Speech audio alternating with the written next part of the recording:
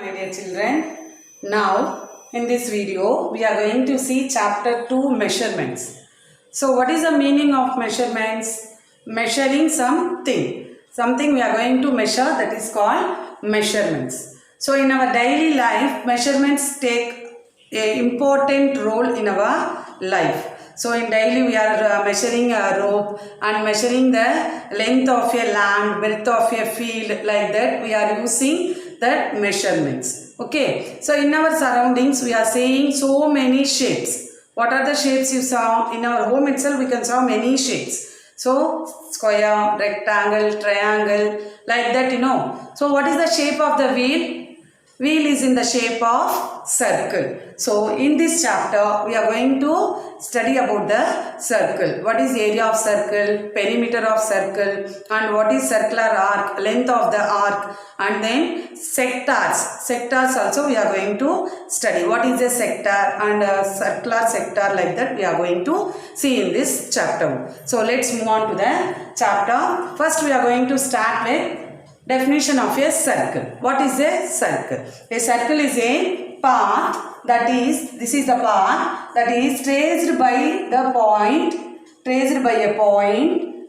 that is from fixed point, the distance is same. The distance from a fixed point, that should be same. So if I draw a circle, that is the path of a point traced by a point, that from fixed point the distance should be constant. Whenever you measure this length, it will be same. Okay, so do you understand the definition of circle? Next, the fixed point. Here you have that point, you know. That fixed point is called center of the circle. The fixed point is called center of the circle, and the distance is called radius. The distance is called radius. So circle, center, and radius. Next one we are going to see what is the chord of a circle. Chord of a circle. Now if you join any 2 points, I joined here these 2 points. Any 2 points on the circle joined by a line segment is called chord of a circle. Not only this one, so many chords you can draw. So see this here.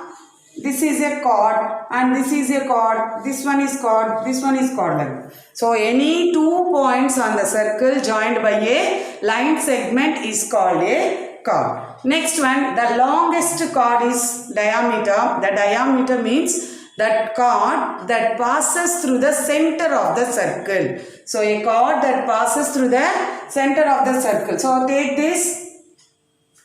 So this is a chord, you know, this chord, but it passes through the center of the circle. So here also I done. So this chord passes through the center of the circle. This is called diameter. Okay, so diameter, we can also say longest chord. Okay, longest chord is called diameter. Next, one more thing, diameter. What is the relationship between diameter and radius? See here, we are considered this as radius. This is also radius. So radius always denoted by r. Then we can write diameter equal to r plus r, 2r. So diameter equal to 2r. So what we saw now? Circle. Circle is a path traced by a point that is constant from a fixed. The distance from a fixed point is constant. That is circle. Next we saw radius. Radius, the constant distance is called, that is from the center, the distance is called radius. Next is center, that fixed point I told you know, the fixed point is called center. Next chord now, chord is the line joining. Chord is if any 2 points on the circle joined by a line segment, that is called chord. Diameter is a chord that passes through diameter. A chord that passes through the center of the circle is called diameter. So do you understand this? So if you understand this clearly, then only you can understand what is circular arc, circular sector, like that. Next, radius is always denoted by r, diameter is denoted by d, then you can write d equal to 2r. So radius plus radius, 2 radius equal to diameter. You can write it as r equal to diameter divided by 2. So whenever they given diameter, so if you have to find r now, you can use this. When they given diameter, you have to find r using this formula. So did you understand this? Shall we move on to next circular arc and circular sector. Next we are going to see about circular arc and circular sectors. So see this, what is this? This is a bangle. See this? This is a one plate like. Okay. See, both are in what shape? Circle shape only. But see this bangle, this is boundary of a circle. But this enclosed by a plane. Below, between that you have some plane and it is denoted through a circle. Okay. So this plate is represented by a plane, enclosed by a plane, boundary of a circle. Okay. So do you know the two difference between these two? Then circular arc is the part of the circumference of a part of a circle. So in the circumference means the boundary of the circle. So boundary, this fully is called boundary of the circle. So that is called circumference of the circle. The part of a circumference of a circle is called circular arc. So see this, the bangle is broken. This part is called as circular arc. This is the part of a circumference of a circle. So this is called what? Circular arc. That only I done here. Here O, always O should be center of the circle. Center of the circle should be denoted by O. If I take the circumference, part of a circumference of a circle, that is called circular arc. Otherwise you can call it as just arc. Okay. So AB, so that first point is A and the ending point is B. AB here called as a circular arc, and the circular arc is denoted by AC like this. So you have to read AC is an arc. AC circular arc. Here you have AB, you know. So write AB circular arc. Okay. So did you clear about the circular arc? Next move on to the sector. So the plane covered by a, enclosed by a boundary of a circle is called a this. In this part we take now, take any part of this, we can say it as sector. So imagine pizza. Pizza, if you buy pizza, we are cutting into pieces, you know. If you cut like this from the center, if you cut like this now, this is called sector. Okay, did you understand this? What is sector is a plane that is enclosed by two radii and a circular arc is called a sector. So I will repeat it again. A sector is a plane surface that is enclosed by two radii. These two are radius, you know. So two radii and this is called a circular arc, and a circular arc is called a sector. Okay, next we are going to see segment. What is a segment now? A chord divides into two parts, you know. A chord divides a circle into two parts.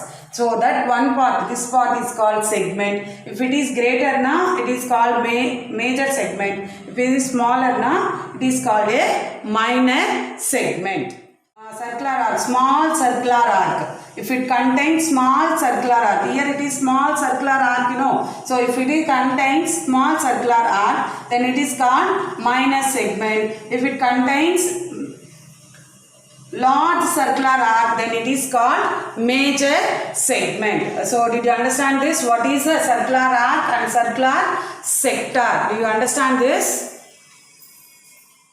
To see center angle. So center angle is the angle formed by a sector at the center of a circle is called center angle. So the angle formed by a sector at center of the circle is called center angle, and it is denoted by theta. So how to read this now? You have to read theta. This is center angle of a circle. Okay. So next, the center angle of a circle is 360 degree. The center angle of a circle is always be 360 degree. Here this OA and OB are radius. O is the center. Okay. Next, if a circle is divided into n equal sectors, now I am going to split a circle into n equal parts, then what will be the center angle of that each sector? Now you will find using this, that is theta degree equal to 360 degree divided by n. Okay, so you can find using this, if a circle is divided into n equal sectors, the center angle of each sector is theta degree equal to 360 degree divided by n. Okay, suppose for example I am taking center angle of a semicircle. So center angle of a semicircle, listen here. Right. So circle is divided into two equal parts, then each part is called as semicircle. How many equal parts it separated? Not two equal parts. A circle is separated into two equal parts. Then only it will become a semicircle. Each part will become a semicircle, you know. So 360 degree divided by 2. Two equal parts. So I am going to write 2. So divide by 2. If you cancel this, 2 ones are 2, 8s are 16. You will get 180 degree. Remember, the central angle of a semicircle is 180 degree. Here the angle will be 180 degree. The central angle of the semicircle is 180 degree. Next we are going to find center angle of a quadrant of a circle. What is meant by quadrant? Now 1/4 part of the circle. 1/4 part of the circle is called quadrant of a circle. A circle is divided into 4 equal parts, then each part is considered as quadrant of a circle. So 360, we are going to find center angle of quadrant of a circle. 360 degree divided by 4. Quadrant means separated into 4 equal parts. So divide by 4, cancel this 4 ones are 4, 9s are 36, 0. So we will get 90 degree. Here 90 degree. If I put box like this, now definitely the angle will be 90 degree. No need to write 90 degree there. So the center angle of a quadrant of a circle is 90 degree. Suppose a circle is divided into 6 equal parts. Okay, so a circle is divided into 6 equal sectors. Then what will be the center angle of each sector? How will you find? Very good. 360 divided by 6, you will get 60 degree. So the center angle of each sector is 60 degree. So you can find using this, if a circle is divided into n equal sectors, the center angle of each sector is theta equal to 360 divided by n. Using this you can find the center angle. Did you understand?